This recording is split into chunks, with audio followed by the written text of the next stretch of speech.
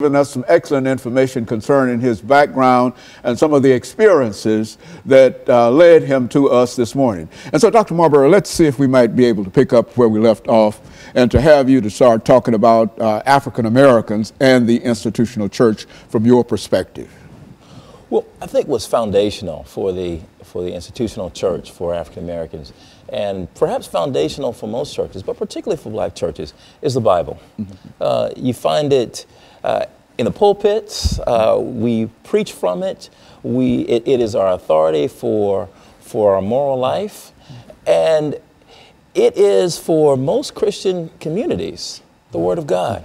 And I tell my students every time they step into a pulpit in the midst of a community of believers and they speak from the Bible, they are speaking for that community.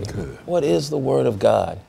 And so one of the things that captured my attention when I was a student at ITC and then later at Vanderbilt, I had good professors like Professor Victor Anderson and Professor Lewis Baldwin, who interest me not only in ethics, that is how black communities think about what's right and wrong, but also interested me in the history of the black church.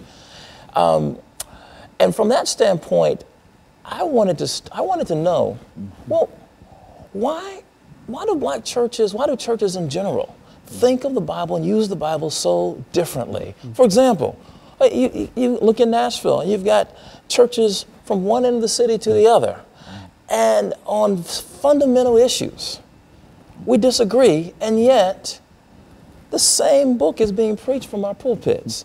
And I began to wonder, well, what's going on? It's not the book is the same.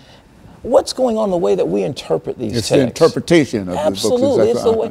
And so I wanted to study how African Americans historically have interpreted the Bible. And so that's the reason I wrote Pillars of Cloud and Fire.